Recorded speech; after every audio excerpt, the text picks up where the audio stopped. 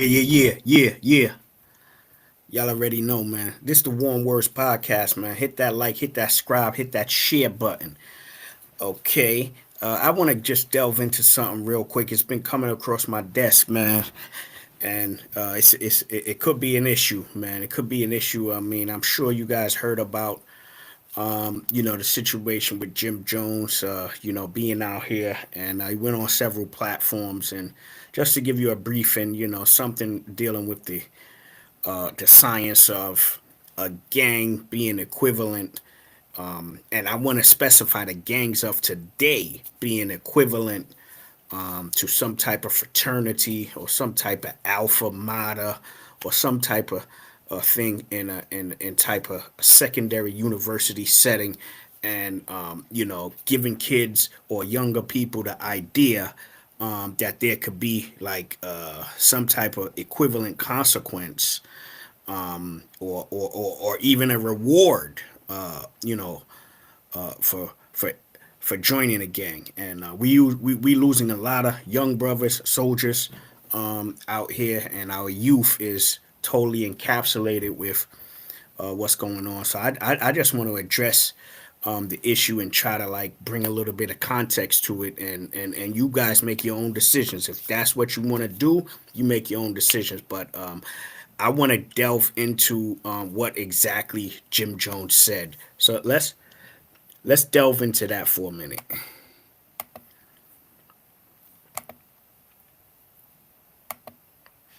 Yeah, let's go into what he said actually. Bro, and then we roll down the steps into the two niggas that started everything in the beginning, the old man and the Indian dude. I was like, life is funny as shit. So anybody got it. But it's good, man. Jim Jones. I'm glad I ain't getting no Joe type of trouble Budden and shit like that. And I'm glad the airport podcast had cameras and stuff like that, because as a black man in Florida and Miami, beating up on somebody of another color, it could have went in a whole different direction. Troublemaking rapper. We want to limit your. They don't see nothing. They just see complexion. They don't see anything coming at you. They don't know who's who. They just see. So the odds are stacked against you off top on a walk up. So are you saying moving forward, like you have a diplomatic approach? No more hands on people. I had a diplomatic approach. I'm checking you. Making sure you know a flinch is assault, bro. Yeah. I heard that. A nigga flinch at you could get busy. I was in danger. And especially in Florida. And I gave him a warning. Especially in Florida. You heard? I gave him a warning. He did it again. All the papers, then blood will be a fraternity. Hold up, son. Hold up, son. You wildin'. Go back. I didn't know that, bro. I didn't even know this was still happening. Like, that's what he did to me. Dog, I said, bro. In Florida, you can pop it. Like, yo, bro. Yeah. You ain't got to wait for him to actually hit you. If you're doing this, you can get busy. Yeah. Mm-hmm. When people around saw him flinch at me, yeah, I thought my life was in danger. Stand your ground. Listen, man, I saw most of your Breakfast Club interview. You're really shaking the streets up. Yes. You're really shaking the streets up. Shout out to New York City, man.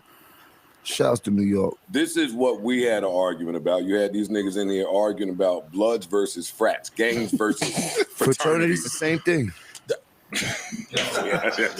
Blood is a fraternity.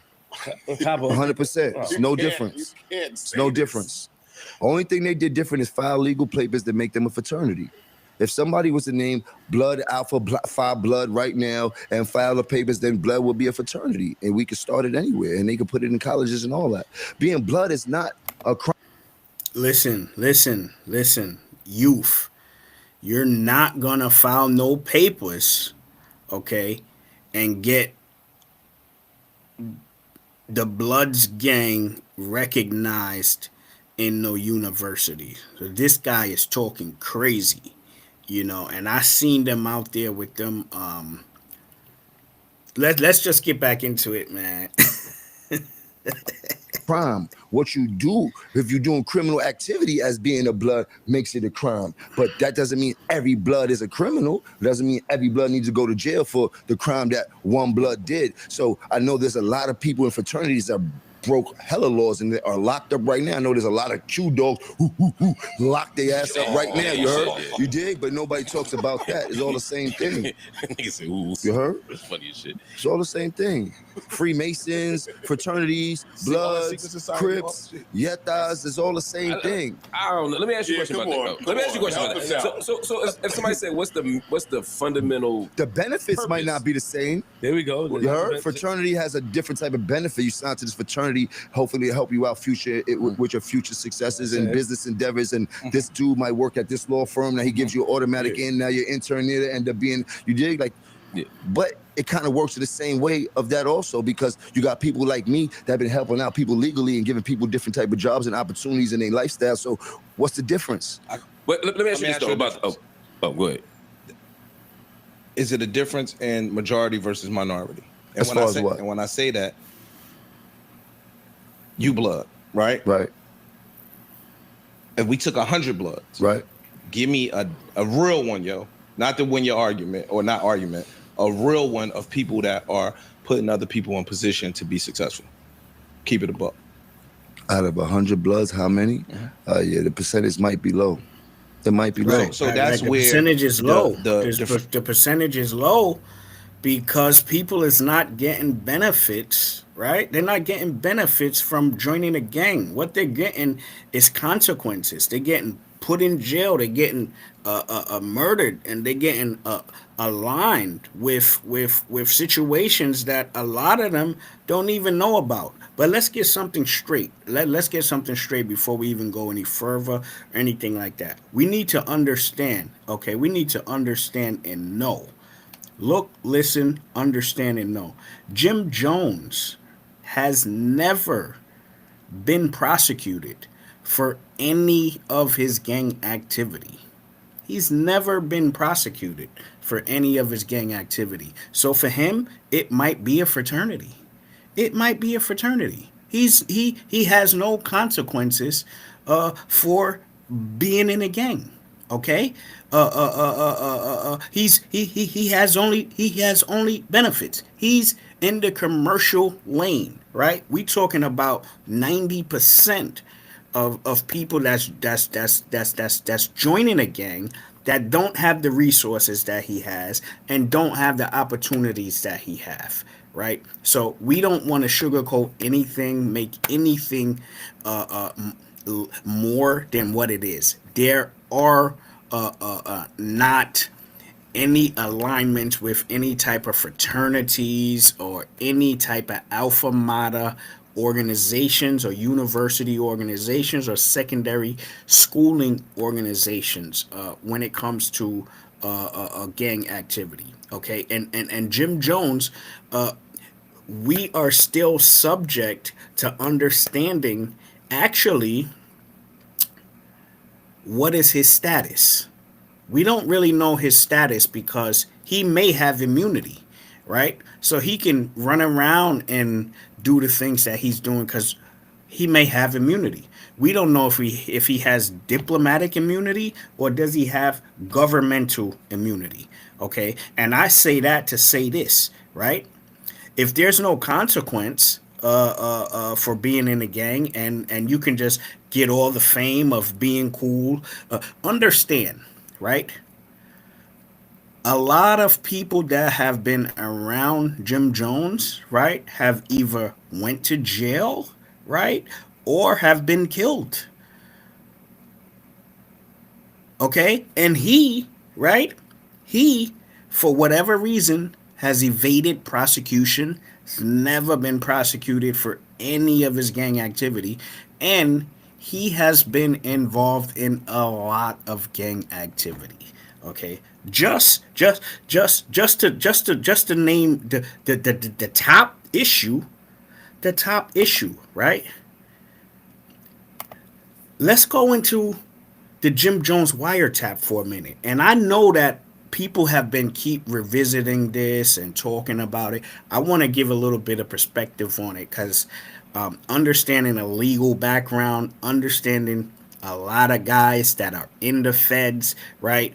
dealing with a lot of Fed cases. I have a lot of federal experience, okay, when it comes to deciphering whether or not somebody evaded prosecution, right, in a productive fashion, or they evaded prosecution by giving something up. You know what I'm saying? So let's just go into the wiretap, and I want to give a little bit of perspective on that. Let's just go into the wiretap for a minute. He definitely humiliating Shotty right now. But well, you got the picture up there next to the post. You like when you go to YouTube and World Star, you got his picture next to this shit. Everything he say, you got a split screen with Shotty picture next to the shit. I said, this shit crazy, son. But he doing that to make K9 think he don't got no relationship with boy. That's what he trying to do. That's what he trying to do. He trying to live. He trying to separate himself. that's cool, but now he gotta get violated. Yeah, super violated. Super duper. So ain't too much he can really do unless he gonna go run. Understand. That was the first strike. Okay, so just putting a little bit of context on this. Understand that Jamel Matrix murder, right? Mel murder, right, is the subject of, at this time that they are talking, right? Mel murder has probably already been indicted, right? It hasn't been unsealed, but he probably has been indicted already, or he's very close to being indicted. So this conversation with Jim Jones is the catapult. Okay, it's the central nexus of Tekashi's case. Okay, this phone call was so important that it was actually played during the trial. This phone call was played during the trial. So now you have instantly, right? Understand that under the RICO statute, you do not have to carry a gun. You don't have to sell a drug, right? If you are instructing other members to enforce the initiative of the gang, that automatically connects you to it. It automatically attaches you to what they're doing. And the most prevalent evidence is a wiretap. Okay, that was the first strike. The first strike is that he implemented and said Shorty needs to get violated. Okay, that's a specific instruction, okay, on implementing the gang's means by enforcement. Let's see what he means by this super violation. Let's go a little bit further. Around with 100 armed securities all day. You know what I'm saying? He gonna get shot at pay. He ain't getting enough money for that. That's a fact. And he just canceled all the shows. He ain't a gang member no more. Nah, he ain't nothing. That's what Shotty needs to make sure he do. Nah, we tell that nigga that he's not a gang member no more. He kicked out the whip. He was never a gang member. Nigga, Shotty need to expose him. Like, nah. Part 2. Element 2. Right? Element 2. Before there's any prosecution dealing with a RICO, the first initial thing that the federal government must prove is that there is a gang exists, and these members are a part of that gang, right? If he's not a part of the gang, what is he doing on a phone call with one of the head, right, indicted persons of the gang, right? And they're discussing what is the protocol or what is the rules of the gang, the non-Trey Gangster Bloods, when something like this happens, right? So that's strike 2. Strike 2 is that he establishes himself just through his words and what he's saying, what he's talking about. He establishes that he is a gang, right? He says, kick Tekashi out of the gang. make sure that everyone knows he's not in the gang. He never was a part of the gang. So what gang is that, right? That's strike 2. Number 1, right, was that he gave an instruction, right, on what you need to do because of Tekashi's actions. You need to super violate him, number 1. Number 2, right, he establishes that there is a gang. Okay, that's strike 2. Let's go a little bit further. What's the dude? Yeah, they got a TMZ. TMZ want to talk to niggas on Monday. So Shia like, you want me, Crippy, I think he said. You don't need to be on no TMZ. Let Shotty be on TMZ. I'm not gonna get on it, but he wanted me to talk to nigga and tell nigga what happened, like, cause you know, my lap first. You feel me? So he want. You don't say nothing. You let Shotty handle that shit, bro. You don't say nothing. So don't say nothing. Let's go into strike 3. Right? Let's go into strike 3. Strike 3 is he's now given a specific instruction, right, on which person. He's given a specific instruction on which person is to carry out the act. He's specifically saying, you, Mel Murder, don't do the act. Let Shotty do the act. Understand that it's already established that Shotty is a part of the gang. Mel Murtrix is a part of the gang, right? And Jim Jones is a self-proclaimed gang member, right? He automatically, by his own words, puts himself in the gang. Now he's giving these 2 gang members instructions on what to do. And he's specifically saying, you don't do it, let him do it, okay? He don't have to touch a gun or a drug or anything. Okay, he's a higher up, so he doesn't have to do that. Okay, and understand, right?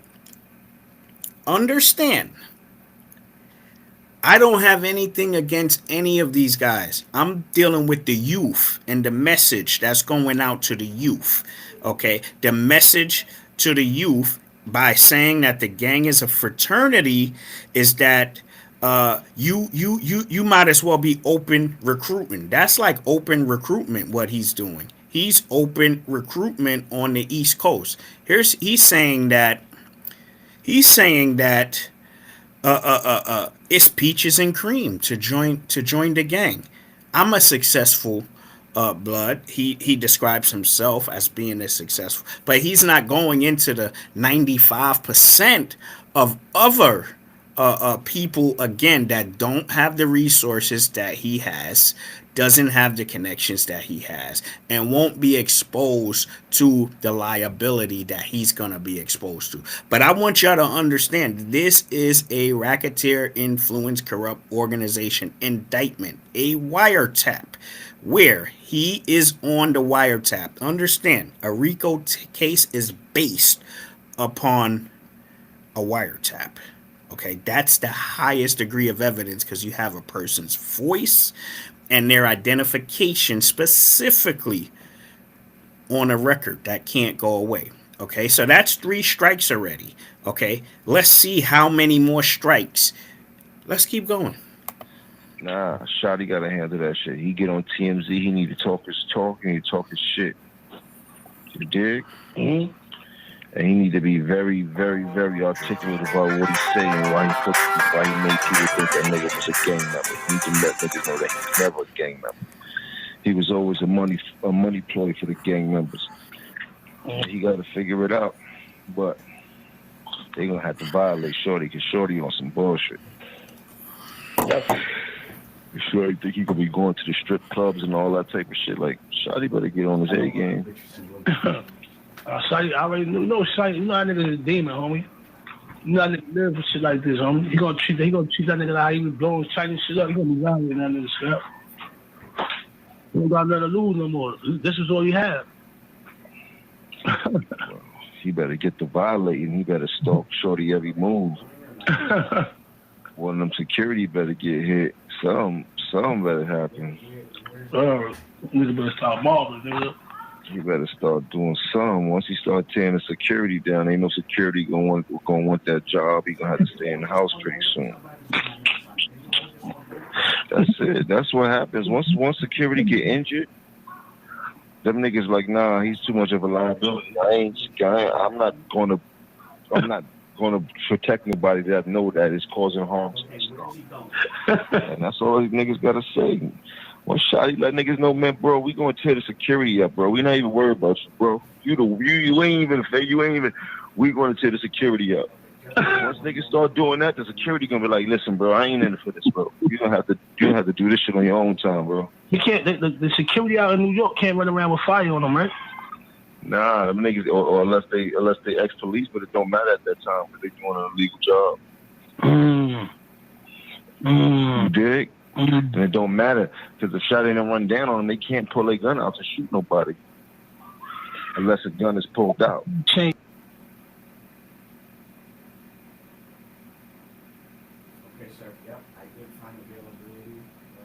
Wake that ass up in the morning. The Breakfast Club. We are the Breakfast Club. Let's get in some front page news. Good morning, Morgan.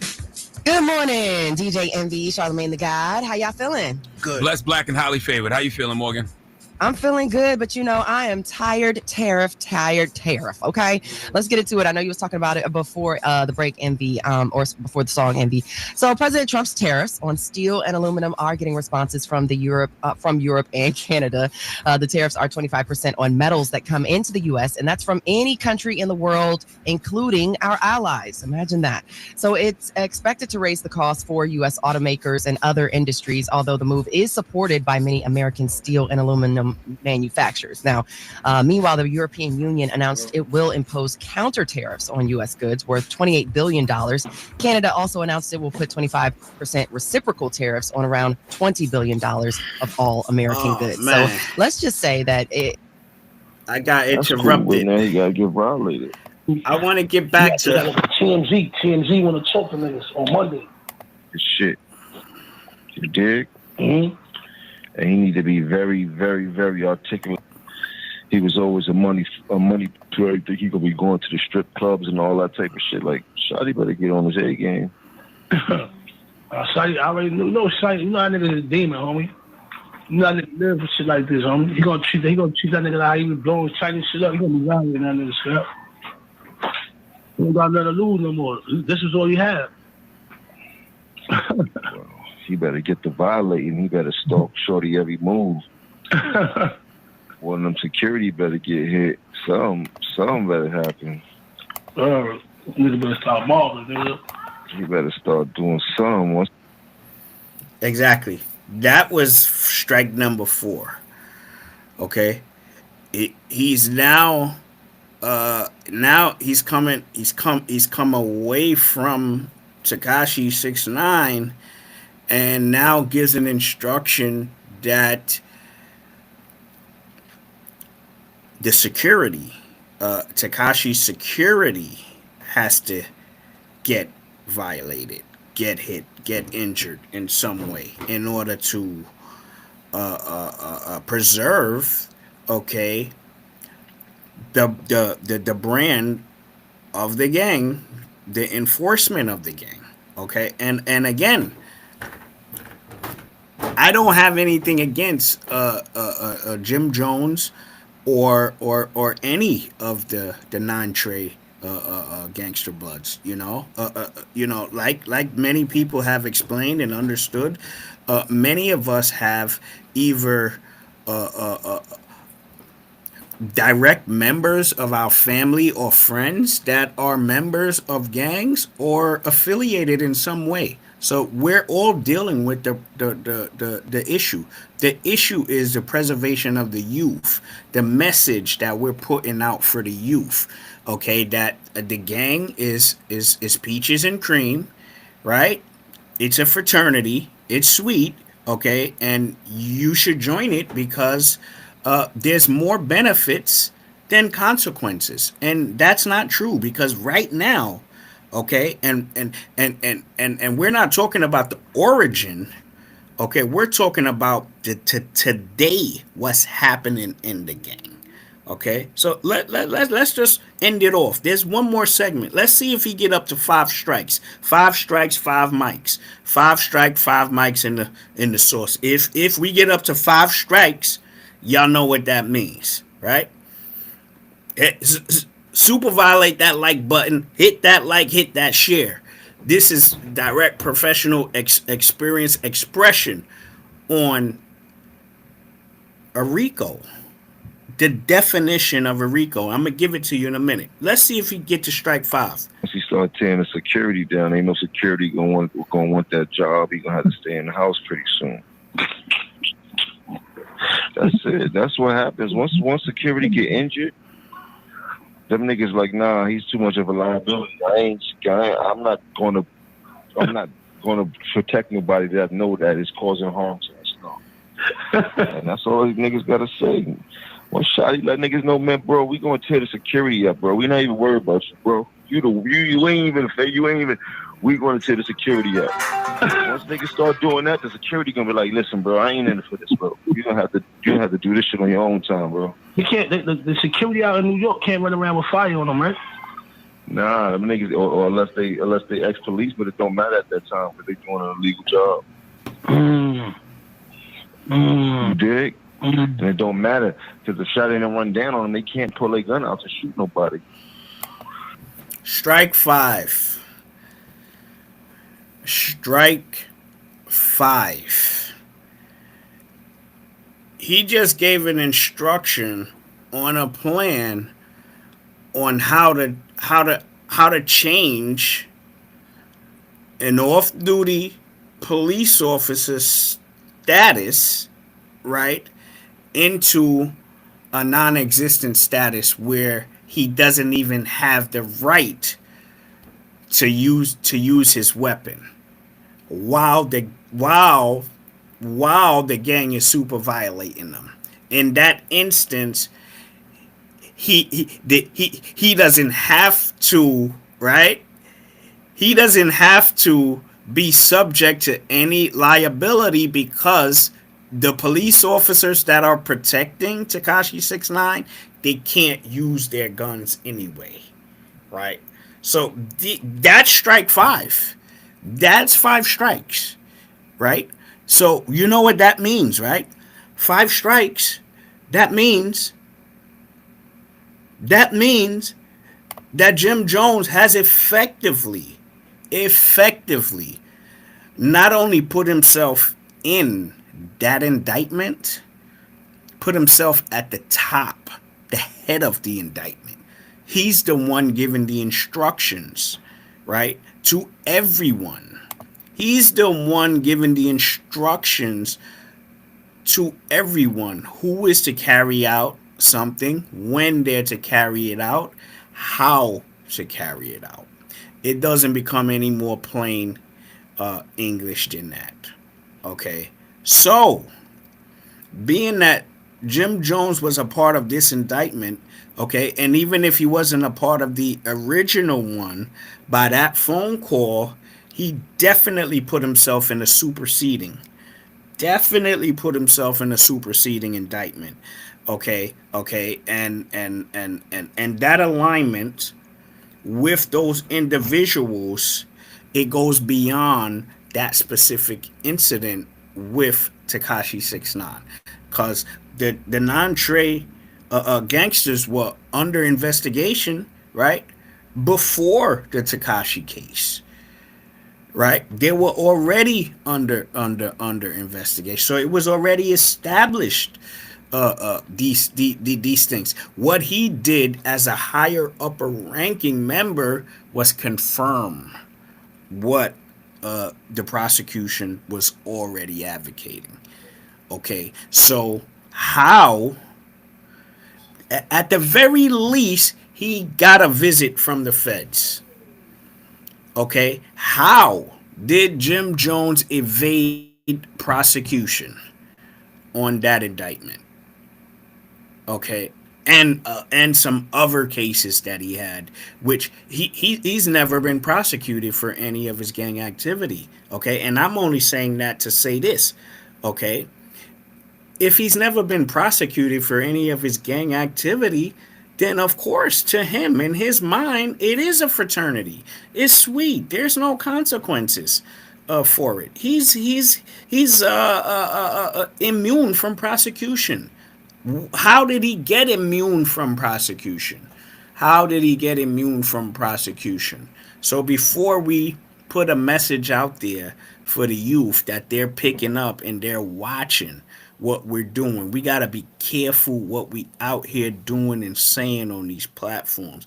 And that's when you know that you're doing too much. You're doing too much because you out here and you talking too much.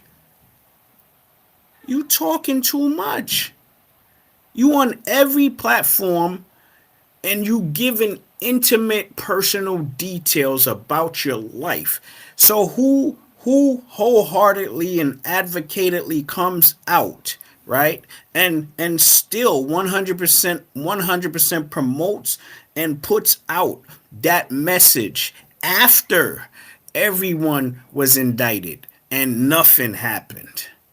Nothing happened. You telling me that Jim Jones didn't get visited by the federal government when he was the subject of a federal wiretap that was played in open court?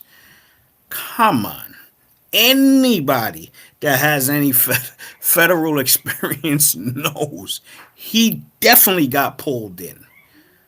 Why didn't he get prosecuted? Okay? So I say that to say this. Okay? Maybe he got a hell of a lawyer, okay, that was able to persuade the United States government, and that ain't an easy task. I don't care if you got Bruce Cutler, he's not the Teflon Don, okay? So I just want to say that to say this. We have to be very careful, okay? The game is changing, and these platforms are where people are getting in trouble at. So just imagine that if Jim Jones never went out and said any of this crazy stuff that he said, we wouldn't even be talking about this right now. And it wouldn't have resurfaced his history or the phone call with none of that would have came up. He did it because he's out here on these platforms talking too much, right? And trying to stay relevant by being outside too much. He's the example of what being outside too much, right? You can't be outside promoting, advocating illegal activity, right? And it is illegal to align with especially a group of gang members who are under investigation that are getting ready to go down, because you could simply be on the phone with them. You can be ordering a pizza. They'll say that pizza is connected. That pizza is a pie that before you know it, you're roped up into it. Let's be careful out here on these platforms. Let's bring it back. Stop promoting things that are harmful to the youth. Let's give a positive message, right? And let's just try to move forward. But understand, whatever you say, you're being held accountable for it. You're being held accountable for it. That's the reason why the God came out like that on his son. And I'm talking about a Supreme McGriff, right? That's the reason why he came out. He wasn't trying to tarnish his son or bash his son, like leave his son for dead, like Hassan Campbell was trying to advocate or put out there. He wasn't trying to do it. He was trying to tell him, listen, stop being out here on these platforms promoting violence, right? Because there's people watching, and you getting yourself and everybody that's around you right, in trouble by your words. This is the War and Words podcast. Understand, the war is in your words. Most wars are started with words. Most wars can end with words. This is the War and Word podcast. I'm your host, Lord the Bishop. Hit that like, hit that share, hit that subscribe. Y'all chime in, man. 2025. Whew! You already know. You already know.